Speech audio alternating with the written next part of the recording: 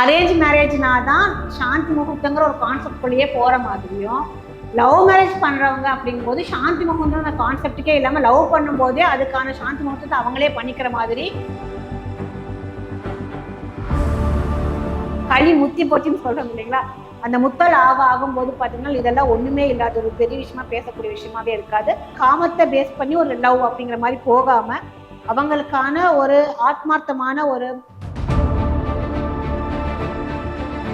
எனக்கு இப்போ நான் வந்து மேரேஜுக்கு முன்னாடியே நாங்கள் 2 பேரும் எனக்கு டைம் பார்க்காம இருந்தாச்சு. அப்போ இருக்கும்போது எனக்கு குழந்தை பிறப்புக்கு அது ஒரு தடையா இருக்குமான்னு ஒரு கேள்வி கேட்குறாங்க. ஏன் முதல் இரவுன்னு சொன்னாங்க முதல்ல இல்லைங்களா? இது முதல் பகல்னு சொல்லியிருக்கலாம்.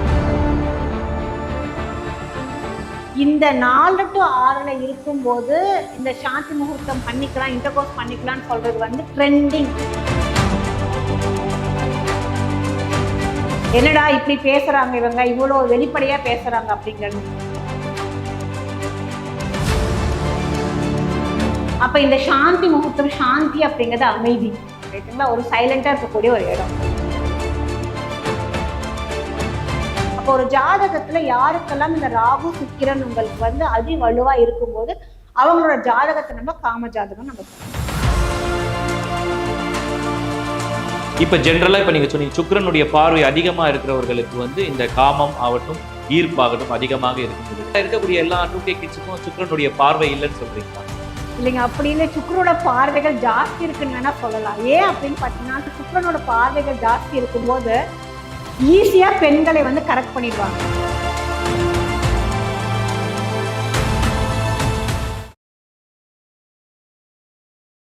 ஹாய் ஹலோ ஒயிட் ஹவுஸ் நேயர்களுக்கு வணக்கம். நான் உங்க விஜய் பிரவீன். தமிழர்களுடைய பாரம்பரியத்துல தொன்று தொட்டே கூட இருக்கிற ஒரு விஷயம் தான் ஜோதிடம். நம்ம இன்னைக்கு 23ஆம் நூற்றாண்டுல இருக்கிறோம். இப்ப இருக்கக்கூடிய மக்களுக்கு மத்தியில ஜோதிடம் உண்மையா பொய்யா அப்படின்ற பல கேள்விகள் இருக்கு. உண்மையாவே ஜோதிடரை வச்சு ஒருத்தருடைய வாழ்க்கையை கணிக்க முடியுமா, அவர்களுடைய ஃபியூச்சர் எப்படி இருக்குன்னு சொல்ல முடியுமா அப்படின்னு பல கேள்விகள் இருக்கு. பல பேர் மத்தியில இது பொய்யா மட்டுமே, ஒரு மூட நம்பிக்கை மட்டுமாவையா பார்க்கப்படுது. இது உண்மையா பொய்யான்னு கேட்டு தெரிஞ்சுக்க இன்னைக்கு நம்ம கூட யார் இருக்காங்க பாத்தீங்கன்னா, ஜோதிட நல்லாசிரியர் விருது பெற்ற டாக்டர் கனிமொழி அவர்கள் தான் நம்ம கூட இருக்காங்க. வாங்க. பொதுவா ஆண்களுக்கு மத்தியில எல்லா ஆண்களுக்கும் ரொம்ப எதிர்பார்ப்பு கொடுக்கக்கூடிய ஒரு விஷயம் தான் திருமணம். திருமணத்துக்கு அவ்வளவு எதிர்பார்ப்புனா கிடையாது, சாந்தி முகூர்த்தத்துக்கு தான். ஒரு மனுஷனுடைய ஜாதகத்துல வந்து பிறப்பு இறப்பு எல்லாத்தையும் கணிக்கிற போல இந்த சாந்தி முகூர்த்தத்துக்கான நேரம் கணிக்கிறது, அது எப்படி வந்து ஜாதகத்துல நீங்க எப்படி பாக்குறீங்க சாந்தி முகூர்த்தத்துக்கான நேரத்தை கணிக்கிறது?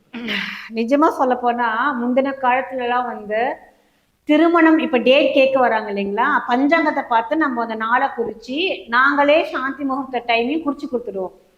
இப்போ எனக்கு என்னன்னு தெரியல, பெரியவங்களும் சாந்தி முகூர்த்தத்துக்கான டைமிங் கேட்கறது கிடையாது. திருமணத்துக்கு பார்த்து டேட் பார்க்க வரவங்களே அதை பத்தி எதுவும் கேட்கறது இல்லை. இப்ப இருக்கக்கூடிய காலகட்டத்துல ஒரு பெரிய கேப் விட்டுடுறாங்க. அரேஞ்ச் மேரேஜ்னா தான் சாந்தி முகூர்த்தங்கிற ஒரு கான்செப்ட்குள்ளேயே போற மாதிரியும், லவ் மேரேஜ் பண்றவங்க அப்படிங்கும்போது சாந்தி முகூர்த்தம் அந்த கான்செப்டுக்கே இல்லாமல் லவ் பண்ணும்போதே அதுக்கான சாந்தி முகூர்த்தத்தை அவங்களே பண்ணிக்கிற மாதிரி நிறைய கிளையன்ஸாவே வராங்க, கேட்குறாங்க வந்து இந்த மாதிரி ஆயாச்சு எனக்கு இப்படி. இப்போ நான் வந்து மேரேஜுக்கு முன்னாடியே நாங்கள் 2 பேரும் எனக்கு டைம் பார்க்காம இருந்தாச்சு. அப்போ இருக்கும்போது எனக்கு குழந்தை பிறப்புக்கு அது ஒரு தடையா இருக்குமான்னு ஒரு கேள்வி கேட்குறாங்க. இதனால குழந்தை வந்து தடைப்படுதான்னு கேட்குறாங்க. அப்போ சரியான நேரத்தில் உங்களுக்கு சாந்தி முகூர்த்தம் நேரத்தில் வந்து அவங்களுக்கான இன்டர்கோர்ஸ் இல்லை அப்படின்னா குழந்தைகள் வாய்ப்புகள் டிலே ஆகுதாங்கிற கேள்விகள் கூட கேட்குறாங்க, ரைட்டுங்களா? அந்த காலத்துல இது ஏன் இந்த சாந்தி முகூர்த்தம்னு ஒரு கான்செப்ட் கொண்டு வந்தாங்க, இது ஏன் இரவு நேரத்துல மட்டும் இருந்துச்சு? ஏன்னா சாந்தி முகூர்த்தம்னாலே அதை ஃபர்ஸ்ட் நைட்டு நம்ம சொல்றோம், அதை நைட்டு தான் வைக்கிறோம். என்ன கான்செப்ட்ல நைட்டுங்கிறது மட்டும் இந்த கான்செப்ட் கொண்டு வந்துச்சு அப்படின்னு பாத்தீங்கன்னா, ஜென்ரலா உங்களுக்கு சூரியன் சந்திரனை வச்சுதாங்க இந்த கான்செப்ட் வருது, ரைட்டுங்களா? ஏன் அதை முதல் வந்து சாந்தி முகூர்த்தம் அப்படின்னு கொண்டு வந்தாங்க? முகூர்த்தம் அப்படிங்கும்போது 2 விஷயங்கள் கூடுதான் முகூர்த்தம் நம்ம சொல்லுவோம், ரைட்டுங்களா? 2 அமைப்புகள், 2 நேரங்கள், 2 இனம் சேர்றதாகட்டும், ஒரு 2 கூட்ட ஆட்கள் வந்து ஒரு இடத்துல சங்கமிக்கும் போது அது பேர் முகூர்த்தம் அப்படின்னு நம்ம சொல்றோம். அப்ப இந்த சாந்தி முகூர்த்தம், சாந்தி அப்படிங்கிறது அமைதி, ரைட்டுங்களா? ஒரு சைலண்டா இருக்கக்கூடிய ஒரு இடம். இந்த சாந்தமா இருக்கக்கூடிய ஒரு அமைப்புகளை கொண்டு வரதான் இந்த சாந்தி முகூர்த்தம் நம்ம வச்சோம். அப்ப கல்யாணத்தப்போ என்னன்னா சந்திரன் கிட்ட இருந்தான், சந்திரன் தான் மனோகாரகன். ஜோதிட ரீதியா பார்க்கும்போது ஒரு மனசுக்குள்ள ஒரு ஆசைகளை கொண்டு வரக்கூடிய கிரகம் எதுன்னு பாத்தீங்கன்னா சந்திரன், ரைட்டுங்களா. இந்த சந்திரன் எப்போ அதி வலுவா இருக்கு அப்படின்னு பாத்தீங்கன்னா ஈவினிங் மேல. இது எல்லாத்துக்குமே தெரியும், நிலா வந்து சாயந்தரத்துக்கு மேலதான் வரும்னு தெரியும். அப்ப இந்த ஈவினிங்க்கு மேல அந்த முகூர்த்தத்தை நம்ம செட் பண்ணி வைக்கும் போது நம்மளுக்கு அந்த டைம்ல நம்மளுக்கு மனம் குஷியா இருக்கும், ஹாப்பியா இருக்கும், நம்மளோட ஹார்மோன்ஸ் வந்து ரொம்ப சூப்பரா சுரக்கும். ஸோ அந்த டைம்ல வச்சிருந்தது. இப்போ இந்த இந்த கம்ப்ளீட்டா இந்த ஸ்டைலே மாறிடுச்சுங்க. ஆட்கள் என்ன பண்ணிடுறாங்க அப்படின்னா இந்த லவ் மேரேஜ் அப்படிங்கிற ஒரு கான்செப்ட்ல முன்னாடியே பழகிக்கிறாங்க, முன்னாடியே இந்த இஷ்யூஸை வந்து கிரியேட் பண்ணி கொண்டு வந்துடுறாங்க. இது முழுக்க முழுக்க ஒரு கர்மாவா அவங்க உடல்ல சேருது. இது எல்லாத்துக்குமே தெரியணும். முதல்ல இந்த கான்செப்ட் என்னடா இப்படி பேசுறாங்க இவங்க, இவ்வளவு வெளிப்படையா பேசுறாங்க அப்படிங்கிறது. எல்லாரும் என்னன்னா அது வந்து ஒரு மிகப்பெரிய தவறு பண்றாங்க, தப்பு பண்றாங்க. அந்த வேலைகள் செய்யக்கூடாது. ஒரு காதல் நீங்க பண்ணும்போது அது கட்டாயமா திருமணத்துக்கு முடியுங்க அந்த ஒரு எண்ணத்துலதான் காதல் அப்படிங்கிறது நம்ம பண்றோம் இல்லைங்களா. அதுக்கப்புறம் அது வந்து இப்போ இந்த பிரேக்கப்பும் அந்த டெர்மினாலஜி ஜாஸ்தி கொண்டு வந்து எனக்கு இந்த ஃபர்ஸ்ட் லவ் பிரேக்கப், அதுக்கு ஒரு பார்ட்டி, செகண்ட் லவ் பிரேக்கப் அப்படி ஒரு பார்ட்டின்ட்டு. இது என்னன்னா இப்போ நமக்கு இந்த சயின்டிபிக் வேர்ல்ட்ல வந்து இது ஒரு பெரிய விஷயமா தெரியறது கிடையாது, ரொம்ப சோஷியலைஸ் ஆயாச்சு ரைட்டுங்களா. ஆனால் இது வந்து மிகப்பெரிய கர்மா ரைட்டுங்களா. இது ஒரு மிகப்பெரிய தொந்தரவு. இந்த மாதிரி நம்ம பண்ணக்கூடாது. இது எல்லா பக்கம் நம்மளுக்கு எங்க பாதிப்பு ஆகுது அப்படின்னு பாத்தீங்கன்னா உங்களோட ஜெனட்டிக் கர்மாவா அது மாறுது ரைட்டுங்களா. இது எல்லாமே டிஎன்ஏ ப்ராசஸ்ல வரனால இது ஒரு ஈஸி விஷயமா அவங்க எடுத்துக்கிறாங்க. பட் அப்படி பண்ணக்கூடாது, தப்பு. நீங்க விரும்புறீங்களா, அதை திருமணம் பண்ணுமா? இப்ப வந்து ஒரு பெண்ணோட சாபங்கள் இப்ப நிறைய ஜாதகத்தை நீங்க பாக்குறோம். இது வந்து பெண் சாபம் இருக்கக்கூடிய ஜாதகம்னு வந்து ஜோதிடர்கள் சொல்லுவோம் நாங்க ரைட்டுங்களா. எதுல இந்த பெண் சாபம் அப்படிங்கிறது வருது, நீங்க இன்னொரு பொண்ணு கிட்ட வந்து ஒரு ஆசைகளை காமிச்சு இப்ப அந்த இடத்துலயும் என்னன்னா சண்டை போடுவாங்க. அப்ப வந்து ஆண்களை எந்த பெண்களுமே ஏமாத்துறது கிடையாதுன்னு சொல்லிட்டு ஆண் சாபம் அப்படிங்கிறதும் இருக்கு ஜாதகத்துல ரைட்டுங்களா. பெண்கள் வந்து ஒரு ஆட்டோமேட்டிக்கா ஒரு வீக்கர் செக்ஷன்னால வந்து பெண்கள் எல்லாத்தையும் யூட்டிலைஸ் பண்ணிக்கிறோம் ரைட்டுங்களா. விமன் வந்து எல்லாத்தையும் யூட்டிலைஸ் பண்ணிக்கிறோம். நீங்க ஏதாவது ஒரு காரணம் சொன்னார், ஆண் சாபம் அப்படிங்கிறது இருக்கு, பெண் சாபம் அப்படிங்கிறது ஜாதகத்துல இருக்கு. யாரும் திருமணத்துக்கு ஆனதுக்கு அப்புறம் சாந்தி முகூர்த்தம் அப்படிங்கக்கூடிய டைம்ல உங்களோட இன்டர் கோர்ஸ் வைக்கும் போது உங்களுக்கு கர்மா பரவதில்லை. அதாவது உங்களுக்கு நெகட்டிவ் கர்மா, பேட் கர்மாஸ் வந்து உங்களோட டிஎன்ஏல வரது கிடையாது. இதுதான் உங்களுக்கு அஸ்ட்ராலஜி சொல்லுது. இந்த ஜோதிட நூல்களை நான் வேணா உங்களோட இந்த கண்டென்ட் போடும்போது கீழே நான் வந்து டேக் பண்ணிடுறேன் அந்த லிங்கையும். ஏன்னா பழைய காலத்துல நூல்கள் இந்த விஷயங்கள் சொல்லப்பட்டிருக்கு. இதை யாரும் வந்து இப்ப இருக்கக்கூடிய ஜெனரேஷன் நம்ம சொல்லி கொடுக்கல.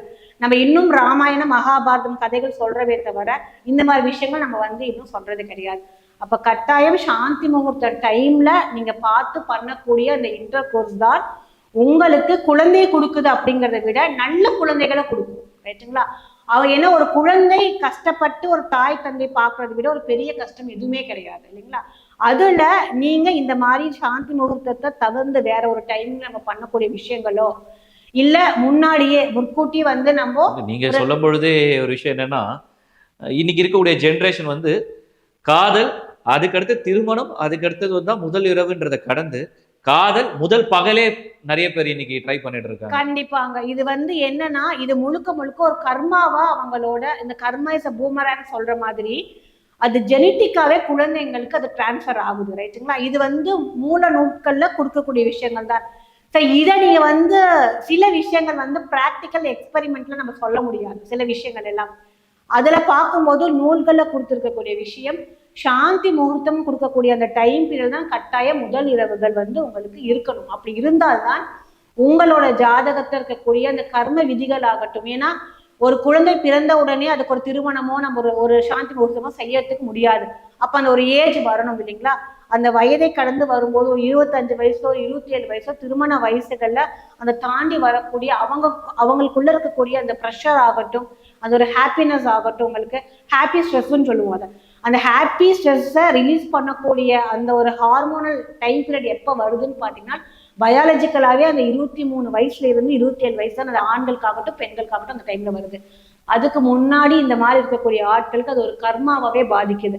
அதுக்கப்புறம் இந்த கேள்விகள் வரும், நான் வந்து காதலால் நான் பாதிக்கப்பட்டுட்டேன், இந்த குழந்தை இப்படி ஆனனால பாதிக்கப்பட்டேன், என்னோட மன பாதிப்புகள் ஜாஸ்தி ஏற்படுது, சைக்காலஜிக்கல் இஷ்யூஸ் எனக்கு ஜாஸ்தி ஏற்படுது அப்படின்னா இது என்னன்னா நீங்க காதல் அப்படின்னு செய்யக்கூடிய அந்த டைம்லயே வந்து முதல் இரவு அப்படிங்கிற அந்த ஒரு ஃபோக்கஸ்க்கு போகாம எதனால அது லவ் மேரேஜ் இருக்கட்டும், காதல் பண்றது தவறே கிடையாது ரைட்டுங்களா. ஆனா அந்த லவ் மேரேஜுக்கான ஒரு சாந்தி முகூர்த்தம் அப்படிங்கிறது இருக்கு.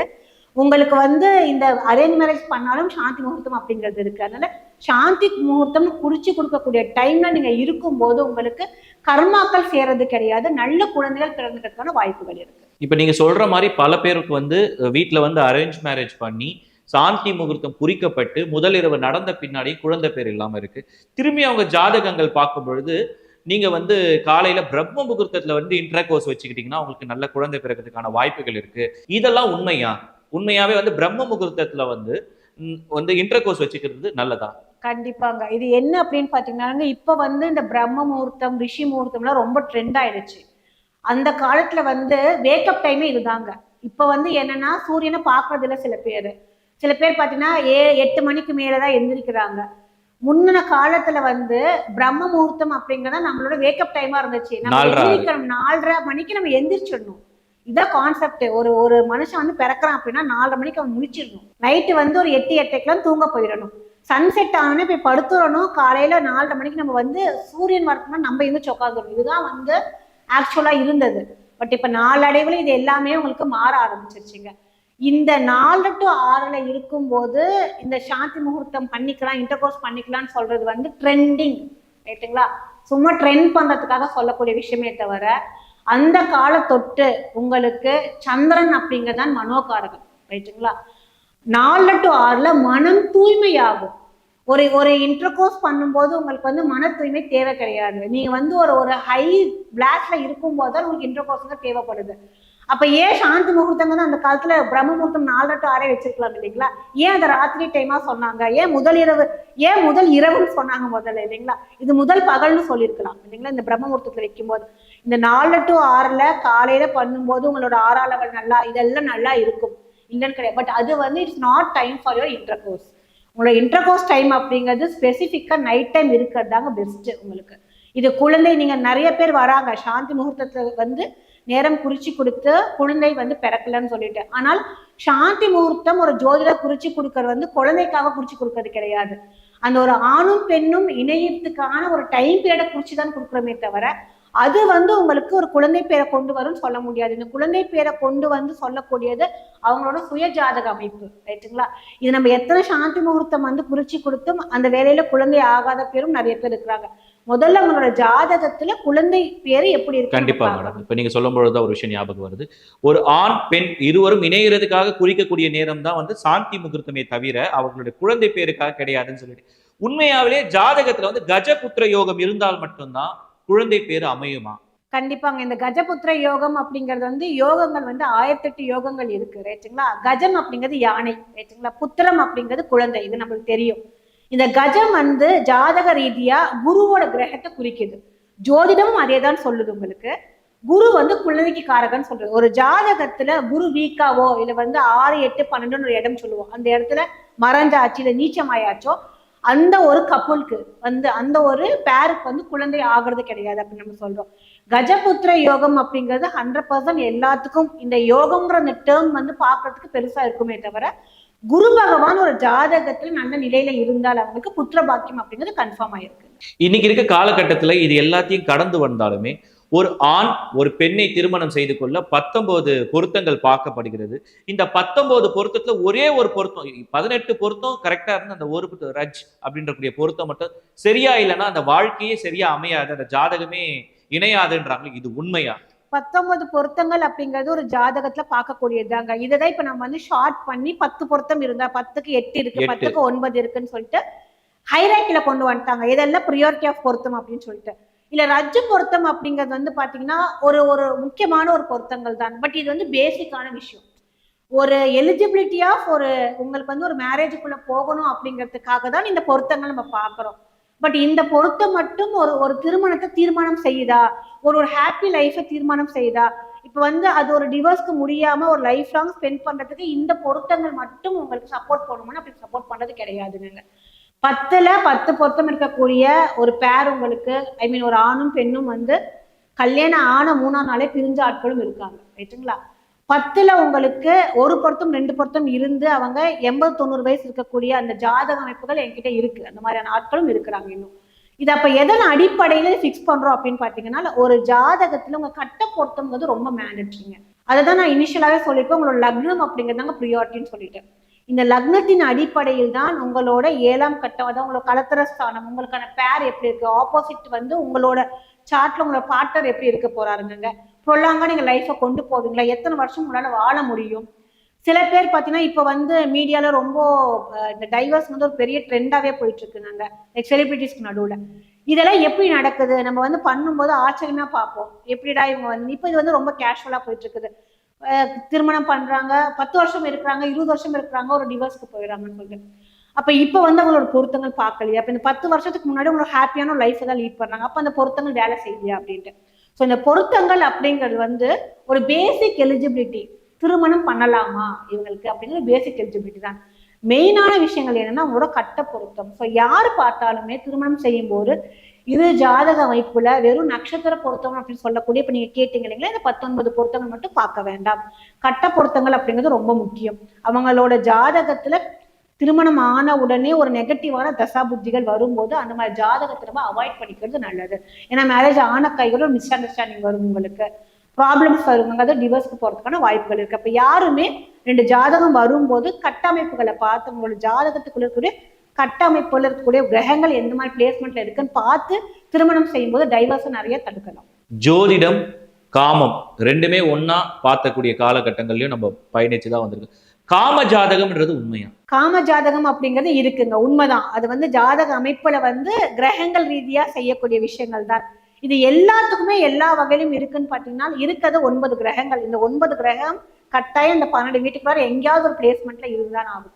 இல்ல காம ஜாதகம் அப்படிங்கும்போது உணர்வுகள், உணர்ச்சிகள் அந்த பர்டிகுலர் ஆட்களுக்காகட்டும், ஆணுக்கோ பெண்ணுக்கோ உங்களுக்கு சுரபிகள் ஜாஸ்தி சுரக்கும். இந்த சுரபிகள் சுரக்கிறதுக்கான ஒரு காரணம் வந்து பாத்தீங்கன்னா நான் சுக்கிரன். நீங்க அந்த தயிர் வடையை பத்தி கேட்கும்போது நான் சொன்னேன் இல்லைங்களா, அதே சுக்கிரன் தான் நீங்க வந்து ஹார்மோன்ஸ்க்குரியவர், ரைட்டுங்களா. இந்த சுக்கிரன் நல்ல இடத்துல ரொம்ப உச்சம் பெற்றிருந்தாலும் பிரச்சனைகளை கொடுப்பாரு. ராகு அப்படிங்கிற அந்த கிரகத்தோட இணையும் போது பாத்தீங்கன்னா இது வந்து காமத்தை தூண்டக்கூடிய ஒரு கிரகமா இருக்குங்க.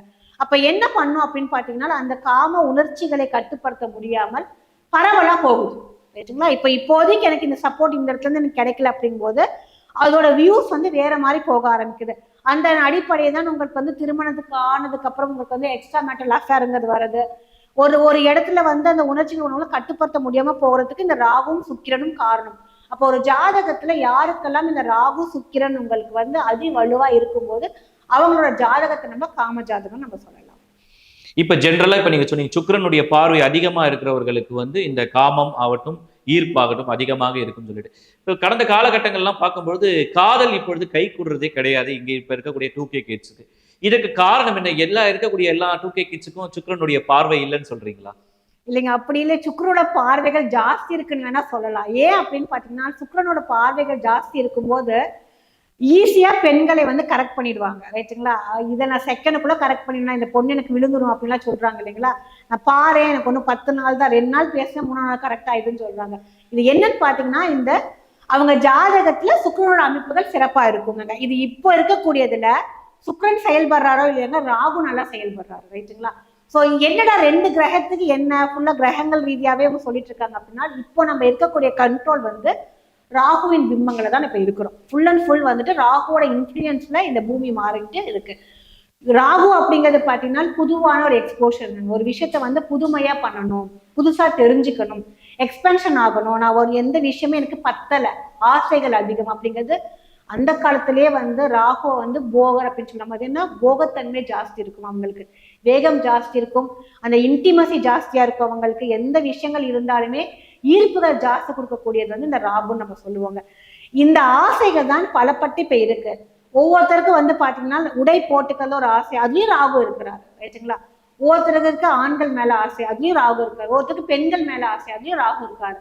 இந்த ராகு வந்து எல்லா பக்கமும் ஆசைகளை கிரியேட் பண்ணக்கூடிய இந்த ராகு தான். ஆனால் சுக்கிரனோட ஒரு கிரியேட் ஆகி பண்ணும்போது பாத்தீங்கன்னா ஒரு ஆண்களுக்கு பெண்கள் மேல ஒரு ஈர்ப்புகள் போகுது.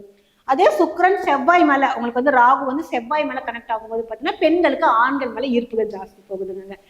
இந்த இன்ஃப்ளூயன்ஸ் ராகு மேல எப்ப இருந்துகிட்டே இருக்கோ இந்த 2K கிட்ஸ் கிடையாது, இதுக்கு மேல 3K கிட்ஸ் வந்தாலும் சரி 4K கிட்ஸ் வந்தாலும் இந்த விஷயங்கள் பெருசாயிட்டே தான் இருக்கணும். அப்ப இதை எப்படி நம்ம வந்து கண்ட்ரோல் பண்ணணும் அப்படிங்கிற ஒரு திங்கிங் தான் இப்ப இருக்கணும். ஏன்னா ஒரு பேரண்டல் செக்ஷன் நம்ம எப்படி பார்த்தாலுமே நம்ம குழந்தைகள் வந்து எந்த குழந்தையுமே இப்படி போகணும், தவறான ஒரு வழியில போகணும்னு எந்த பேரண்ட்ஸுமே நினைக்க மாட்டாங்க. ஈவன் 2K கிட்ஸ் நாளைக்கு பேரண்ட்ஸா ஆகும்போது அந்த மைண்ட் நம்மளுக்கு கட்டாயமா இருக்கதான் செய்யும். நம்ம குழந்தைகள் நம்மளுக்கு கரெக்டா இருக்கணும் அப்படின்னு சொல்லிட்டு எல்லாத்துக்குமே இப்ப வந்து அந்த காலத்தை பார்த்தா செக்ஸ் எஜுகேஷன் அப்படிங்கிறது மேக்ஸிமம் ரொம்ப காமன் ஆயாச்சு. இப்போ எஜுகேட்டே பண்ண தேவையில்லை, they are getting self educated இல்லைங்களா. ஒரு போனை பார்த்தாலும் அவங்க ஈஸியா வந்துட்டு இதுதான் அப்படிங்கிறது நம்ம வந்து எஜுகேட் ஆயிக்கிறோம். சில இடத்துல இதுல இருக்கக்கூடிய ப்ரோஸ் அண்ட் கான்ஸ் என்ன அப்படிங்கிறதும் 2K கிட்ஸ் ஸ்பிரிச்சுவல் ரீதியாகவும் ஆன்மீக ரீதியாகவும் ஜோதிட ரீதியாகவும் தெரிஞ்சுக்கிறாங்க. ஏனால் இது எல்லாமே இன்னைக்கு வரக்கூடிய நேரம் ஒரு டைம் பாஸா நம்ம எடுத்துக்கிட்டா கூட அது எல்லாமே கர்ம பதிவு, அது எல்லாமே ரெக்கார்டிக்கலா கர்மாவா ஆகுது. இந்த கர்ம விஷயங்கள் நாளைக்கு உங்களுக்கு உடல் பாதிப்புகளை கொண்டு வரும்.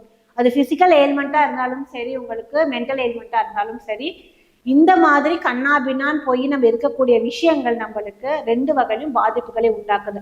இந்த பாதிப்பு தன்னை பாதிக்காட்டிலும் தன்னோட ஜெனரேஷனை 100% பாதிப்புகள் கொண்டு வரும்.